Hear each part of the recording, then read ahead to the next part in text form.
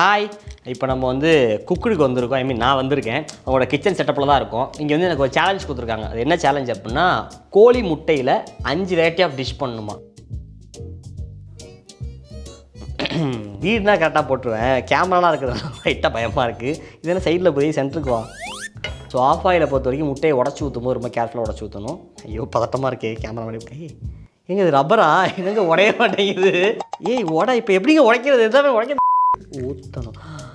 Of ஆயிலோட முதல் வெற்றி என்ன தெரியுமா? மஞ்சக்கருவை உடையாமல் தோசைக்கருவுக்குள்ள ஊற்றுறது தான். உப்பை என்ன பண்ணணும், அப்படி லைட்டாக எடுத்து அப்படி என்ன பண்ணணும், மஞ்சக்கரு இருக்குல்ல அதில் மட்டும் கொஞ்சம் எக்ஸ்ட்ரா உப்பு அப்படி போடணும். ஏன்னா அதுதான் கடைசியாக போடும்போது சுருக்குன்ற பவர் மாதிரி. எப்படி பெப்பரையும் எடுத்து அதே மாதிரி சுற்றி போட்டு அதே மாதிரி மஞ்சக்கருவில் கொஞ்சம் எக்ஸ்ட்ரா போடுறோம்.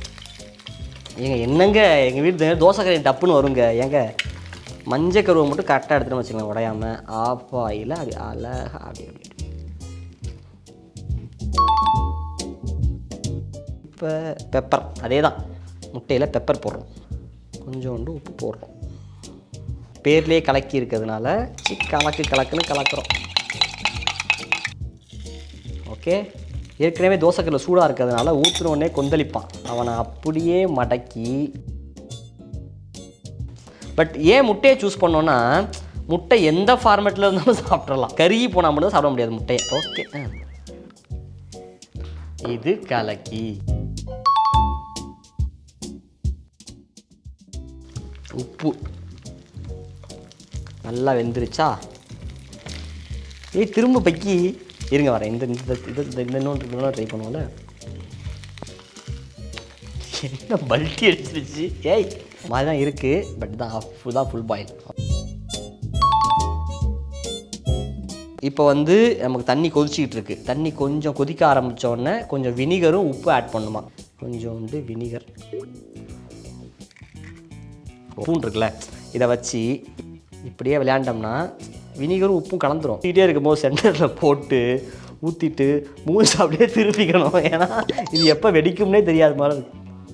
அதுதான் வந்திருக்கு. இந்த காஸ்ட்லி ரெஸ்டாரண்ட்டில் போய் மெனு கார்டையாவது பார்த்து வச்சுருன்னு நினைக்கிறேன். நம்ம போகிறது ஃபுல்லாக சரவண பவன் ஜூனியருக்கு போட அப்படி போய் நேட்டிவ் செட்னா டிஷ் தான் தெரியுது தவிர இதெல்லாம் நான் கேள்விப்பட்டதே கிடையாது.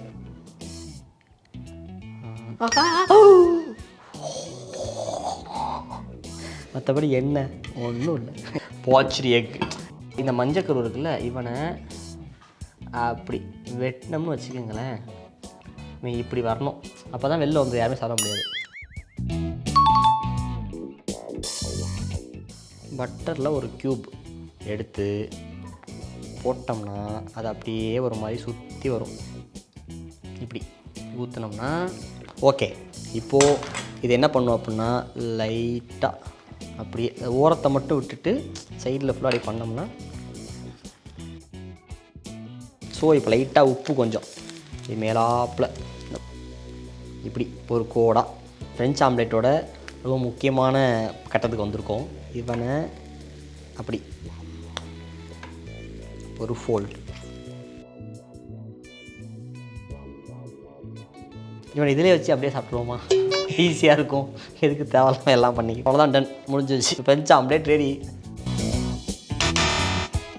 ஓகே, இன்றைக்கி வந்து இந்த 5 விதமான முட்டை பண்ண சொன்னாங்க. பேசிக்காகவே குக்கிங்கிறது எனக்கு ஒரு மாதிரி லெஃப்ட் ஹேண்டில் தான் பண்ணுவேன். சரி, டிவிக்காக ரைட் ஹேண்டில் பண்ணேன். பட் இட்ஸ் ஃபைன், நைட்ஸ் நல்லா வந்திருக்கு.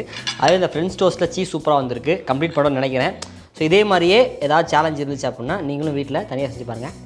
தேங்க்யூ, பாய். தேங்க்யூ குக்கு, தேங்க்யூ.